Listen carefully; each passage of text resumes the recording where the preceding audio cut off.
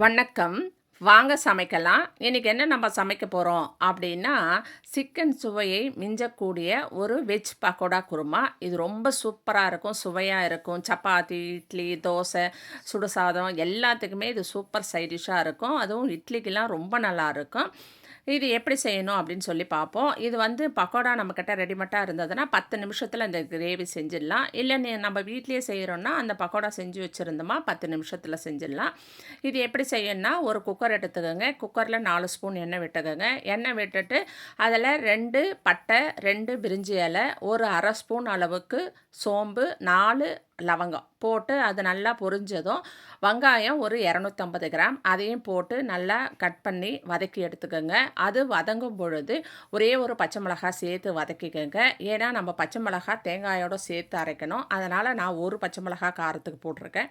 போட்டுட்டு 2 ஸ்பூன் இஞ்சி பூண்டு பேஸ்ட்டு அதையும் போட்டு நல்லா பச்சை வாசனை போக அதை நல்லா வதக்கி எடுத்துக்கோங்க. அது வதங்கிறதுக்குள்ளே நான் வந்து ஒரு முடி தேங்காய் அளவு எடுத்திருக்கேன். எடுத்து அதான் கூட 3 பச்சை மிளகாய் சேர்த்து மிக்ஸி ஜாரில் நல்லா மை போல் அரைச்சி வச்சுட்டேன்.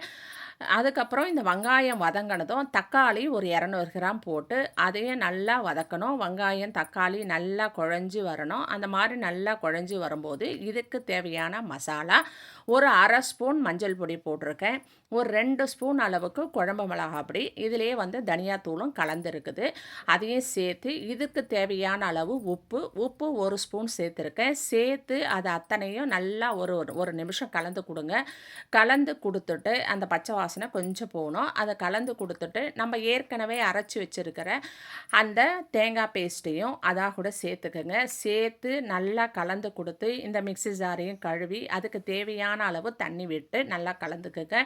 இது வந்து இந்த கிரேவி கொஞ்சம் தண்ணியாக இருக்கணும். ஏன்னா நம்ம பகோடா போடும்போது அந்த தண்ணியெல்லாம் அது நல்லா இழுத்துக்கும். அதனால் நம்ம இப்போ ஊற்றும் பொழுதே நல்லா தண்ணியாக வச்சுடுங்க. அது மாதிரி தண்ணியாக நல்லா தேவையான அளவு விட்டு அதுக்கு தேவையான அளவு உப்பு காரம் எல்லாமே நல்லா செக் பண்ணிவிட்டு இதை வந்து குக்கர் மூடியை போட்டு நல்லா ஒரு 3 விசில் விட்டு இறக்கிக்குங்க.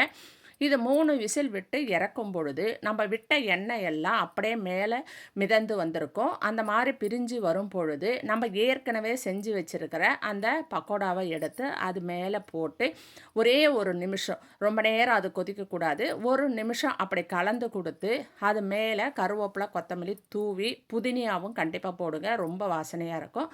போட்டு இதை மூடிடுங்க. ஒரே ஒரு 2 நிமிஷம் இல்லைன்னா 10 நிமிஷம் இருந்தால் போதும். நல்லா அது வந்து ஊறிடும். அதுக்கப்புறம் நீங்கள் எல்லாருக்கும் இட்லி, தோசை, இடியாப்பம் எதுக்கு வேணாலும் இதை நீங்கள் பயன்படுத்தலாம்.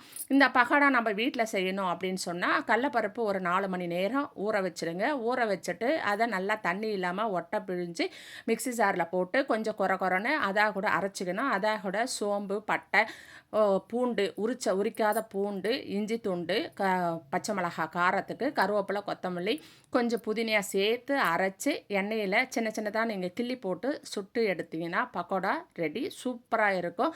வெங்காயம் கொஞ்சம் கூடுதலாக சேர்த்துக்கோங்க, இன்னும் சூப்பராக இருக்கும்.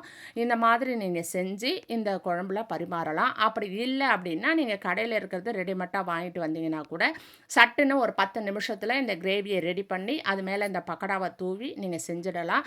இது சாப்பிட்றதுக்கு பார்க்குறதுக்கு சிக்கன் டேஸ்ட்டு வரும். குழந்தைங்கள்லாம் ரொம்ப விரும்பி சாப்பிடுவாங்க. ஒரு முறை ட்ரை பண்ணி பாருங்கள்.